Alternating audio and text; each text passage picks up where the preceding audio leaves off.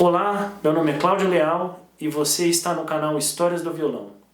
Por aqui não falaremos só sobre a história do violão, mas sobre a história da música, seus compositores e intérpretes, sempre narrado pelo pesquisador e solista de violão Francisco Araújo. Autor de mais de 600 obras para violão, entre elas podemos destacar a premiada Valsa Virtuosa número 1, cuja introdução faz parte da vinheta deste canal.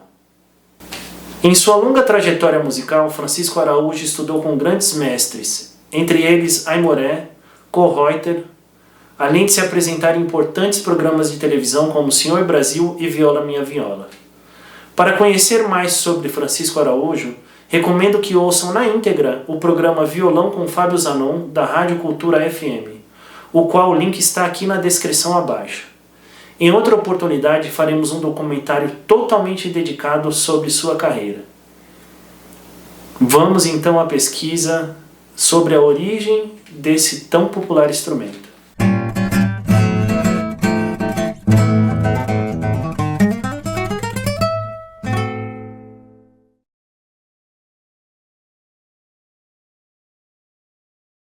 Há muita coisa que não sabemos, há muita coisa que nós supomos, mas não temos assim uma verdade matemática de certas coisas, de certos fatos. Não existe. Então, com relação ao violão e ao alaúde, a tese da origem do violão, né? O violão não tem nada a ver com o alaúde. O alaúde já tinha uma literatura na Renascença e no período barroco na Europa, porque o Brasil, barroco e Renascença praticamente não houve. O barroco já era tardio, já veio importado da Europa. Então, no caso do violão e do alaúde, uma comparação sem nenhum sentido. Finais do século XVI é que começa então a trajetória do violão. Então com o alaúde não tem nada. O alaúde já tinha uma literatura escrita. E compositores como Bach escreveu muitas peças e muitas obras geniais para alaúde. Silvio Leopoldo Vaz, outro grande alaudista. Enfim, alaudistas bons que deixaram uma literatura fantástica, um repertório maravilhoso, mas sem ter nada a ver com o violão. Nos primórdios, nada a ver. Então não tem nada, não há um ponto de conexão, de origem, para você falar que o violão vem do alaúde. Não vem. O violão vem mesmo da vihuela. A vihuela é um instrumento que já existia na Espanha desde o século XIV e XV. A vihuela, haviam vários tipos de vihuela. A vihuela de braço e a vihuela de mão, ou a vihuela de mano, como eles falam na Espanha. Essa era a vihuela do qual o violão é mais próximo, é mais certo afirmar que o violão veio da vihuela. Claro que a vihuela também tinha uma literatura. A vihuela era um instrumento de corda dupla, mas a afinação depois passa a ser semelhante à do violão, com exceção da sexta corda, lá, ré, sol, si, mi. Então eu acho mais certo falar que o violão se originou da vihuela do que propriamente do alaúde. Eu não vejo nenhuma razão para falar que o violão tem origens com o alaúde. Já a vihuela não, ela tem o formato já semelhante ao violão. A cintura, tudo certinho, essa cintura que nós vemos aqui no violão, a vihuela tem, só que ela é menor e ela tinha afinações semelhantes ao violão. Então o alaúde varia, o número de cordas é muito grande e a afinação do alaúde também é muito variável. Então não tem, a forma de tocar o alaúde, cordas duplas, a vihuela também tinha cordas duplas, a vihuela, né? Então nós percebemos essas diferenças radicais tanto no formato como na afinação e a literatura do alaúde que já existia antes. A vihuela começa também a sua trajetória, literatura, quer dizer, partituras escritas, o repertório da vihuela nem sempre pode ser tocado no alaúde. Então há muitas divergências sobre essas origens do violão. Mas eu particularmente acho a vihuela a mais provável descendente e ancestral do violão, o violão tal como conhecemos hoje, né? A vihuela também era um instrumento de corte e o alaúde sim, porque os árabes trouxeram o alaúde para a Península Ibérica. A vihuela exatamente começa mais ou menos na mesma época o uso da vihuela. Nós vamos ter literatura da vihuela, gente que escreveram, é o caso de Luiz de Navais, Luiz Milano, são os violinistas assim de corte. Agora, evidentemente que essa música que tocava no alaúde e na vihuela não era música do povo, entendeu? Não era música feita nas ruas, eram músicas feitas por por compositores que tinham formação musical. No caso da viola, Luiz Milano, Luiz de Navaes, Alonso de Mudarra, um grande novelista espanhol chamado Vicente Espinel. Então, deixaram uma literatura fantástica, né? Para um repertório fantástico. E a vihuela, o repertório da vihuela se presta melhor ao violão. Também há peças para alaúde que se presta ao violão. Como o alaúde era um instrumento de braço, o braço meio curvo, talvez tenha tido essa confusão, mas não tem nada a ver. Depois nós vamos ver que a guitarra espanhola, que nós chamamos violão no Brasil, é o único país do mundo que conhece esse instrumento com o nome de violão. Nos demais países é guitarra. A Espanha é guitarra, que é o país de origem do violão, é a Espanha. É guitarra, aí chama Spanish Guitar Classical.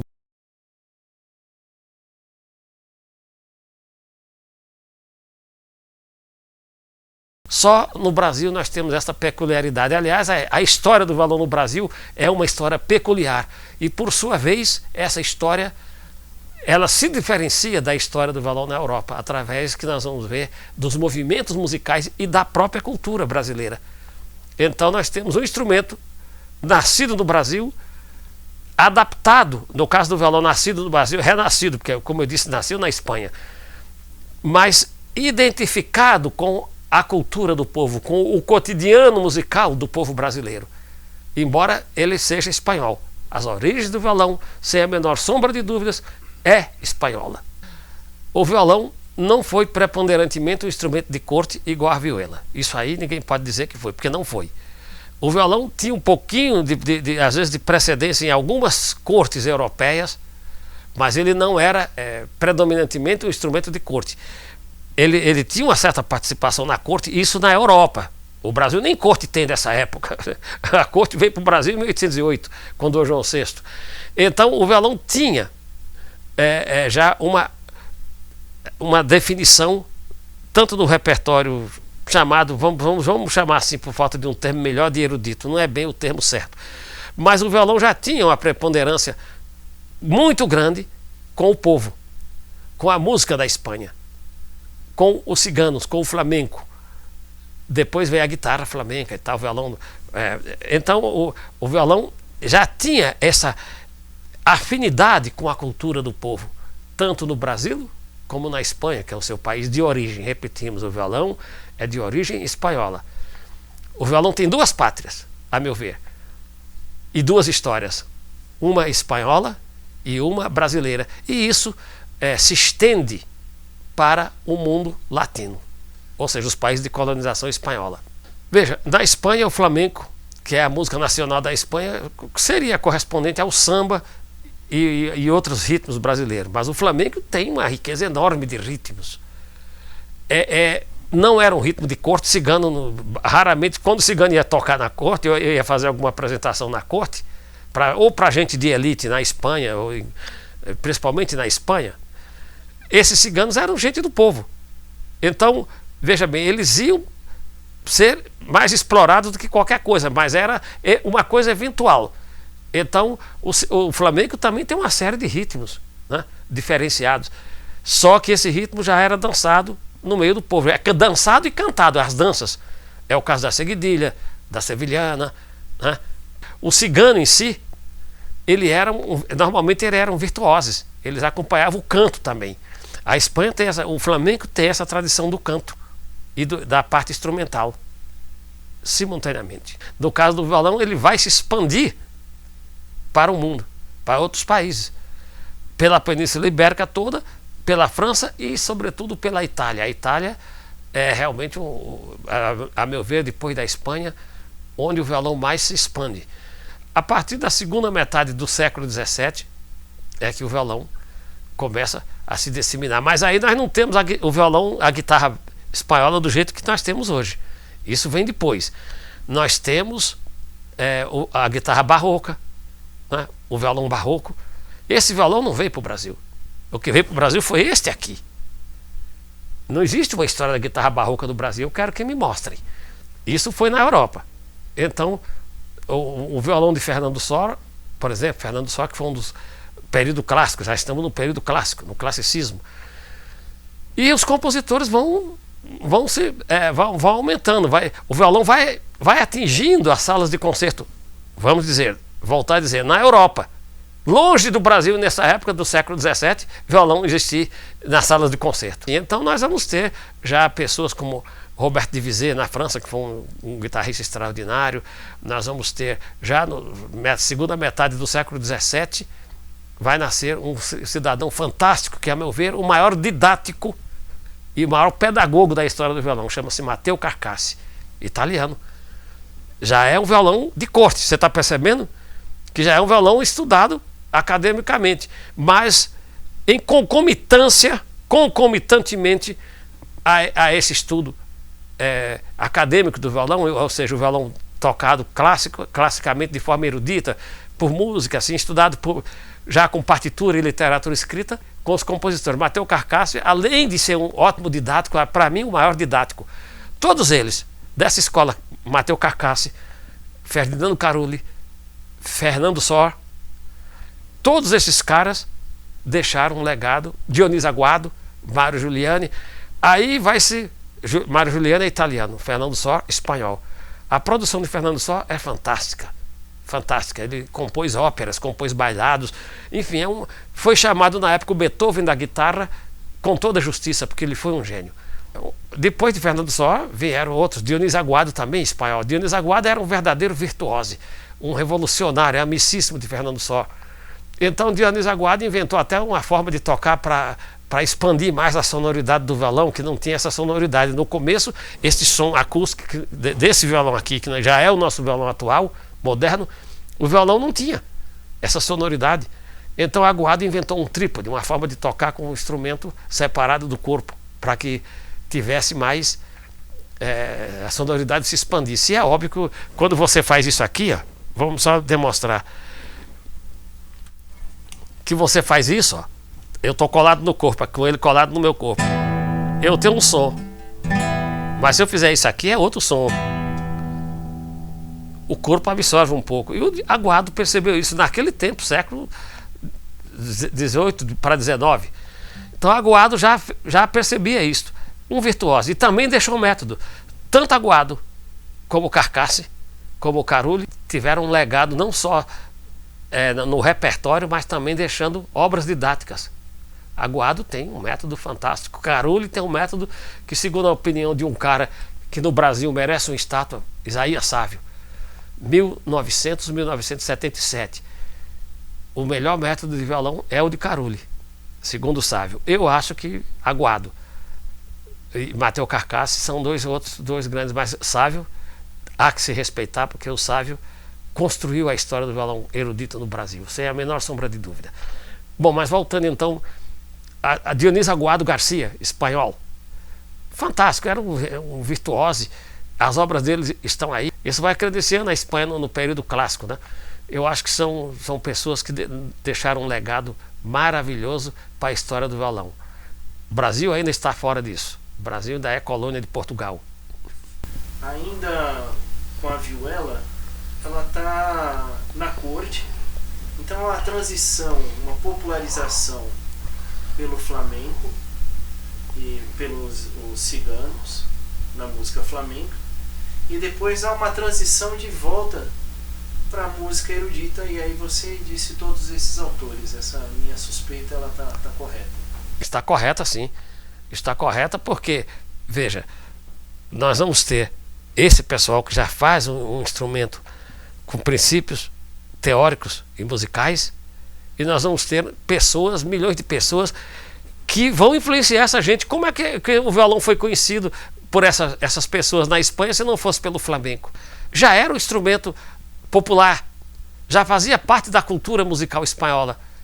Esses autores clássicos, eles foram, eu não digo influência musical, não vamos confundir, mas a afeição que eles tiveram pelo violão, a vontade de conhecer o violão, foi através da popularidade do violão. Se o violão não tivesse uma popularidade, nós estamos falando da Espanha, como é que eles iam se interessar? Pelo acaso? Tem toda uma trajetória na música flamenca, e o cigano é, nessa época, já um protagonista. O cigano já é o virtuose por excelência, sem escola. O cigano tem a bagagem empírica. E havia artistas geniais, né, já nessa época. Então era difícil você ver. Você assiste aqueles filmes do Zorro, do Walt Disney, o Zorro do Walt Disney. Você vê que tem uma hora que o Dom Diego de la Vega, que é um dos personagens do filme, ele diz: eu nunca vi um espanhol que não tocasse violão. Então o violão já era extremamente popular,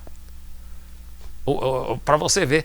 Então essa popularidade dele vai levá-lo para as salas de concerto, e isso começa na Espanha em primeiro lugar e depois vai se expandir para outros países. No caso, já no século XIX, nós temos dois grandes guitarristas, que é Fernando Sor e Mario Giuliani. Mario Giuliani é italiano, e Dionísio Aguado, esses três violonistas, e Antônio Cano. Napoleão Coste, na França, você vê que já vai se expandindo. Napoleão Coste é francês, e Napoleão Coste é um sujeito que tem um repertório fantástico, né? É uma pessoa que faz até experiências com o violão com número de cordas diferenciado. Ele realmente faz experiências. Agora, linguagem de violão de 7 cordas ele não inventou, ele faz experiências. Isso aí já é uma outra história, né? Mas realmente a música cigana foi tudo para a música clássica na Espanha.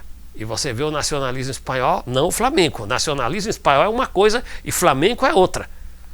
Você não pode falar que Albéniz é flamenco. Albéniz, Manuel de Falla, esses compositores sinfônicos já no século XIX, final do século XIX e início do século XX. A música deles tem muita influência do flamenco. Influência. Eu não disse que é flamenco, é nacionalismo espanhol.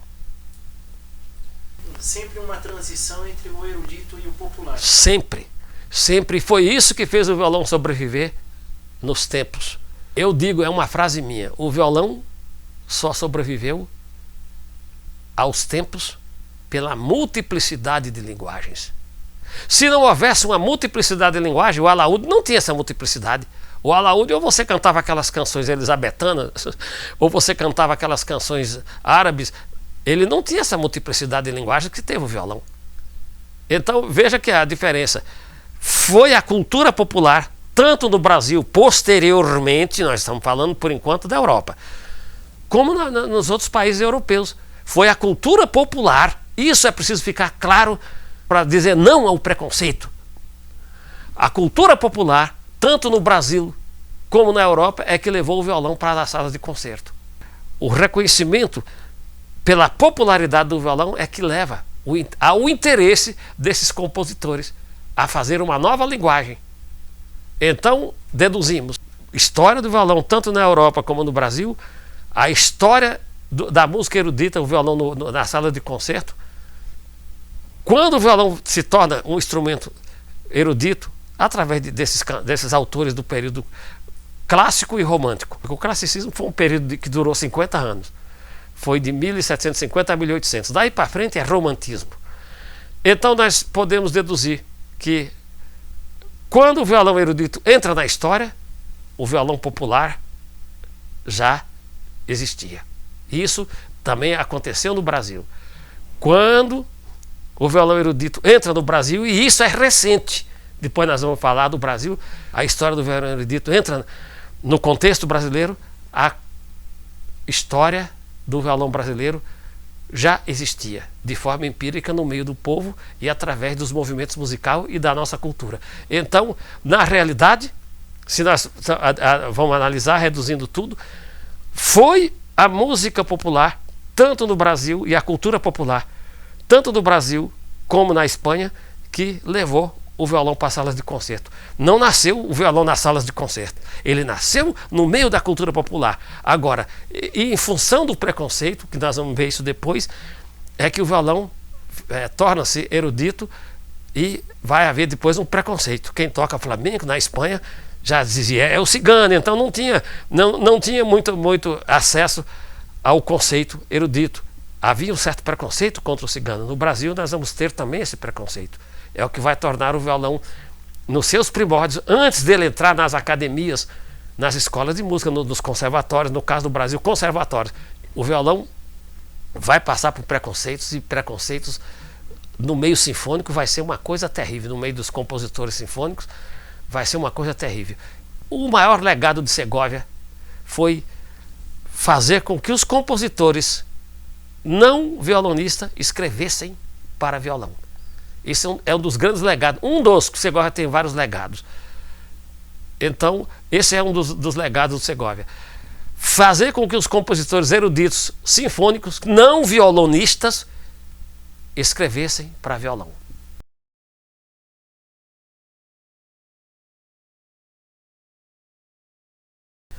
Quando chega no século XIX, já no final do século XIX, que é o chamado período romântico, tanto na Europa, no Brasil o romantismo começa em 1836, com uma obra literária chamada Suspiros Poéticos e Saudades, de Bento Gonçalves de Magalhães. Essa obra é que inicia o romantismo do Brasil, na literatura. Mas no caso do violão na Europa, nessa época, nós vamos ter o surgimento de grandes gênios. Um desses gênios é Tárrega, do quilate de Francisco Tárrega. Tárrega morreu em 1909. 50 para 1909 são menos que 60 anos. Mas Tárrega criou toda uma linguagem. E Tárrega, o violão já existia dessa forma que nós temos hoje, através da história da luteria espanhola. Antônio Torres é o homem, é o Stradivarius, o construtor do violão, o Stradivarius do violão. Então, Tárrega vai fundar uma nova linguagem baseada nesses autores clássicos. Ele conhecia tudo sobre esses autores clássicos, Dionísio Aguado, Fernando Sor, outros que vieram antes, Mateu Carcasso. Ele conhecia toda esta obra. E ele então Tárrega inaugura a era das transcrições. É um dos grandes nomes da época. Um homem que fez uma obra como Variações sobre o Carnaval de Veneza, a Jota Aragonesa. Um homem desse não deve mais explicações para ninguém, porque a obra é um monumento. Sobretudo a Jota Aragonesa de Tárrega é fantástica. É uma obra virtuosística, uma obra de efeitos extraordinários. Então, é um homem fantástico. Vai criar uma escola de violão. Vai padronizar uma forma de tocar violão no mundo todo. Já o violão com esta forma que nós estamos vendo aqui. Antônio Torres é um dos maiores nomes da luteria e vai ampliar a sonoridade do violão. Então Tárrega já é um cara que vai ser amigo de Torres. Depois de Tárrega nós temos Miguel Niobé, que eu acho o Miguel Niobé um sujeito fantástico. Para mim foi o professor de Segovia. Para mim. Porque Segovia conheceu o Niobé. Então o Niobé foi um concertista e um compositor brutal, no bom sentido. Então Tárrega, Miguel Niobé, depois vem Agustín Barrios. Esse é o meu ídolo. Este eu me curvo aonde eu vejo a fotografia dele. Tenho fotografias dele no meu quarto. Tárrega e Barrios. Barrios dizia, Barrios nasceu em 1885, mas Barrios dizia: se não fosse Tárrega, eu não existiria. São os dois grandes românticos da história do violão, o romantismo. E Tárrega inaugura uma outra coisa, que é a era das transcrições. Hoje, transcrição tem um sentido diferente do tempo de Tárrega. Transcrição no tempo de Tárrega era você pegar uma partitura, uma obra de um instrumento e passar para outro. Esse era o conceito de transcrição. Hoje em dia, transcrição é o que escreve para a partitura. O sujeito que bota na partitura é o cara que transcreve. Mas transcrição no tempo de Tárrega era você pegar uma obra que não era violonística, que não era feita para violão, era feita para o piano. E Tárrega, é bom que saiba que Tárrega estudou piano. Tárrega conhecia o piano. Não foi um pianista exímio de concertista, mas conhecia. Tanto que o professor dele, Albéniz, Isaac Albéniz, um outro monumento da música espanhola, um gigante do nacionalismo espanhol, Albéniz, foi professor de harmonia de Tárrega. E certas músicas de Albéniz ficam melhor no violão do que no piano. É o caso de Astúrias, da suíte ibérica, de Isaac Albéniz. E Albéniz, segundo se sabe, gostava mais de Astúria tocada no violão. Por uma razão: o piano não produz uníssono. Ou seja, o uníssono é aquele intervalo de mesma altura. O piano não produz isso. Então você não tem, por exemplo, esse Lá e esse Lá. Você não tem esse Ré e esse Ré. Chama uníssono, porque tem a mesma altura. E no flamenco é muito usado o uníssono. Então você percebe que a Astúria de Albêniz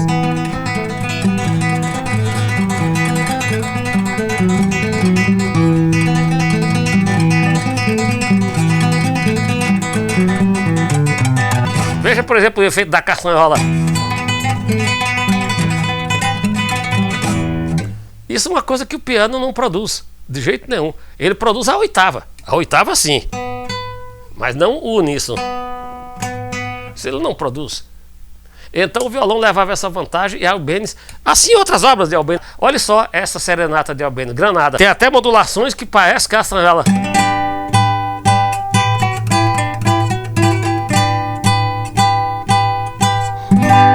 Vê como soa bem no violão, né?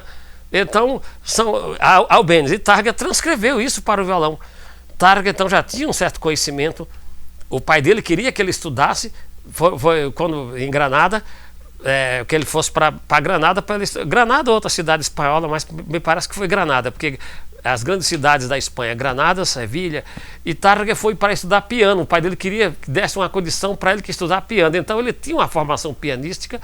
E isso ajudou muito ao trabalho dele no violão. E fora disso, ele foi um compositor emérito, né? Como eu já falei.